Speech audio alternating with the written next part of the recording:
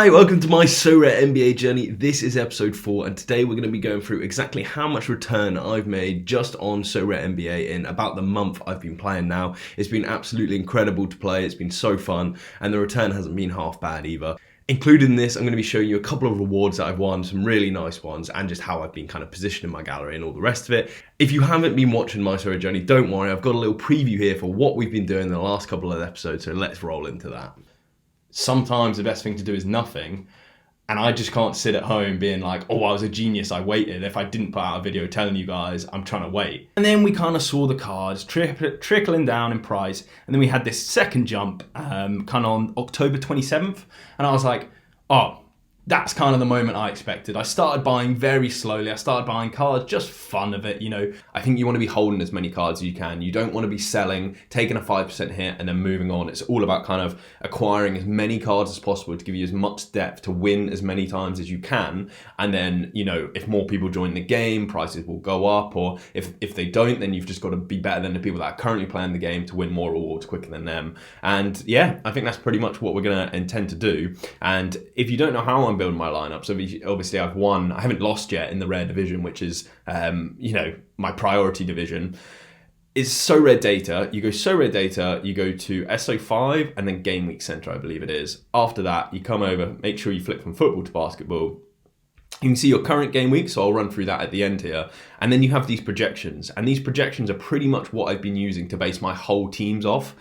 So using the Sorare data projections, I've been doing really well. I've been having loads of fun on the game. It's been absolutely fantastic with some great scores. We finished as high as 50th in the rare division so far, which is just, you know, incredible because I know absolutely nothing about NBA. If you've been watching the journey, it is starting from ground zero. It really is. And I'll show you a couple of rewards here. So yeah, I hope you like that. And the reward streak continues on Sorare NBA with our highest score. We finished 50th in the rare division, 50th for a tier 2, and our first limited reward, we finished 180th. Some absolute monster scores in here. Our reward, D'Angelo Russell, puts up a 63 in his second game. Unbelievable. Marcus Smart still doing Marcus Smart things.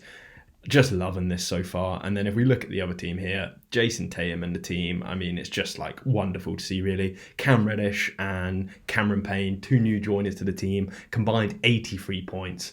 Let's see who we get. 2 tier 2s, which is actually the second best type of card you can get on Sorare NBA. And we'll start with a limited because you haven't had one yet. All right, unlikely to know. 76ers. A Tyrese Mackey. So I don't know who that is, but we'll investigate after the next one. Hopefully you know at home because, yeah, I'm not expected to know. Oh, Golden State Warriors, I think. Guard. Klay Thompson. I know him. Let's hope he's as good as he used to be. Obviously, I have no idea. And yeah, we'll check the prices quickly.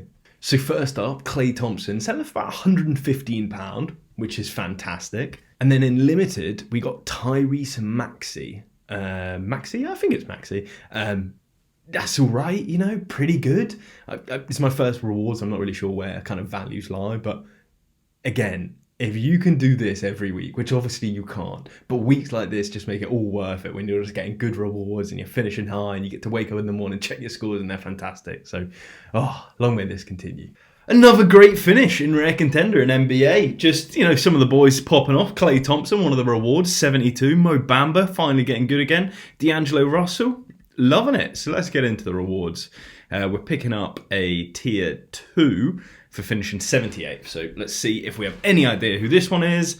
Don't know the team. Captain, maybe? Alperen Sengun. All right, don't know him. Let's check the price. So he's selling for about £103 at the minute, £103, £105. I think that's fantastic. So really nice rewards, including that we have had some awful ones I didn't have time to record, like Udonis Haslam. I think he's worth like £4 or £5, like something incredibly low. And I don't think he plays. Like, yeah, he's 42 years old, not playing. You'd be lucky to sell him for £4, I think. So yeah, like the best thing about it was I was just on a win streak. Every game week I was picking up a reward. It was just fantastic. I think last midweek that's just ended, so that's a shame. But let's get into what you're all here for. Let's go through the numbers and see how I've actually done as someone that has no knowledge of NBA and is trying to learn, of course. Thanks to Sorare Data, we have this awesome manager stats page, and you can break down in each individual sport and, you know, see your total returns, cost of players, everything you need to know essentially. So You can see on this graph that I made my very first purchase on the 27th of October. It was a very small purchase of 0.03 ETH, and then today is the 26th of November. So we're essentially just 1 day short of an entire month playing Sorare NBA. It feels a lot longer, but yeah, it wasn't. In terms of how much we spent, I wasn't planning on spending. It was just like, all right, if I want that player or I like that player, I'll go get them. And then, we don't want to overspend, so we're not just going to go out and go super rares. We'll probably start, trickling in between rares and limiteds depending on the price. It was very casual. So we spent 0.49 ETH, which is essentially £663 according to Sorare data. And then we split that, between offers and auctions. When there's so many auctions, especially early on, I think it's always trying best to go for auctions. But there's times close to the end of the deadline where you just need a player and it's not worth waiting in case the auction goes, supersonic. So you just take the price as it is now. So that's why that splits there. And then in terms of sales, you've seen I've only actually sold one person. So please keep in mind for every stat that you're seeing here, it's all unrealized gain. I'm not planning on selling anyone, right? This is a long-term play. I expect to be playing this game for quite a while. I'm enjoying it very much. We only made that one sale because we didn't need the player. Yuta Wantawobi, you would have seen, I think that was in episode 2 I sold him, or 3. And then that leaves us to the gallery valuation today. If you took the normal market price, and I don't think this discounts 5%. So, keep that in mind. Our guarantee valuation today would be 1.167 ETH or £1,141. That is outrageous. That's like a 2.3x return on investment in 1 month playing Sorare NBA. When I know nothing about NBA, it is just ludicrous. And then down the bottom here, we have roster size versus roster value. So I only had one card up until October 30th, where I picked up another couple of cards, and then it's just been growing kind of exponentially from there. You can kind of see the gallery value. It would be nice to see where I went out and purchased more players compared to where I won players, maybe like a little tick on the graph. But essentially, the plan is just to accumulate as many cards as possible. Depth is so important in Sorare, so you can make fixture selections, and if there's an injury, you don't need to panic sell, you can hold them out. And yeah, it's just grown so well. And look, I'm not saying like I'm, done incredible on this. In terms of returns, it's absolutely incredible, but I'm not saying it's entirely up to me. There's of course a lot of luck factors in this, and all numbers should be taken with a pinch of salt because you haven't made anything until you've actually sold them.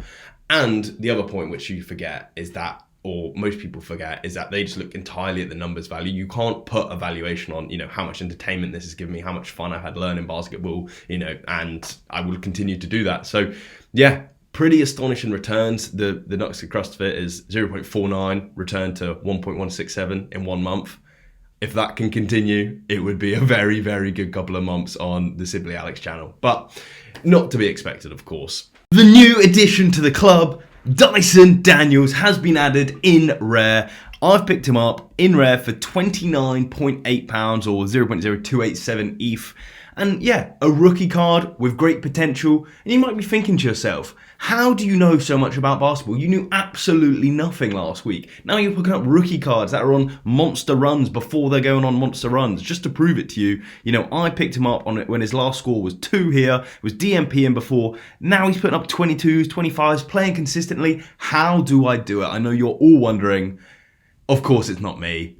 Massive shout out to this guy in the comments. He put, just a suggestion, I've bought 3 or 4 limited Dyson Daniels. Reason, 19 years old, number 8 draft pick for the New Orleans Pelicans. 6'8", we rate that. Plays point guard, specializes in defense, playmaking, and quite energetic. Sounds good, right? Current Pelicans player in the same position has been underperforming from an underperforming team last year. Pens has one of the worst defenses in the league. They also have a stretch of home games after playing most of their games away this season, starting off facing the bottom 3 teams in the league, the Houston Rockets. In the game he has played, he is averaging 1.2 points per minute. So if he starts regular playing minutes, which he expected, he'll be putting points to Benedict Mahurin, who we've been loving, another rookie who I have in limited, who is currently valued at £30. In comparison, Daniel's only 4. So he sees a massive upside in this guy, essentially. And my strategy on this is, if someone's giving you tips and projections which you haven't asked for, they're so incredibly confident, I just like to trust them with blind faith. And this will probably get me loads of suggestions in the comments on who I should pick up on some awful predictions. But, this guy just reached out to me without, after watching the last My Sorare Journey episode, and just, posted that with a really great in-depth explanation. I loved every single point, so I just went out and got one. And I'm so far, so rare. Stealing John's thing. I'm so far very happy with it all. He actually, so I picked him up for 29. He went for 60 at one point, so I could have doubled my money. He's now down a bit to 37, closer to where I picked him up. But, I might go and get another, or I might go get a super rare or something. This really seems like a great opportunity. Just in terms of minutes, he's starting to get a little more games. And of course, if you're coming from the football side, you might not understand why someone that's not playing consistently is great. But in Sorare NBA, because their scores are average down, you need those low players. I think it's a really good pickup, and I'm really happy. So thank you so much for that comment. Really appreciate all the fans watching, and really appreciate even more the ones that give me great advice. So then the only thing left to do, I guess, is to show you my teams for this week, who we're cheering on. We're halfway through. You can see we've got Josh Green, who hasn't played, Dwight Powell. D'Angelo Russell actually managed to catch the end of this game with a 42. He's in the same teams as Karl Anthony Towns, who put up a 34, and to be honest, was absolutely awful. I watched it. Like, the guy's supposed to be like a 3-point expert, I thought. They got him the ball, he'd shoot the 3 points, misses. Right, it was an off day. We'll call it an off day. I'm not going to hate on him, but he's got another game to come against the Golden State Warriors, so hopefully he can do something there, but I expect them to be very good. And as we said, Dyson Daniels, a 19, which is exactly what you want for a player of that score. If he can go one better next time, even better.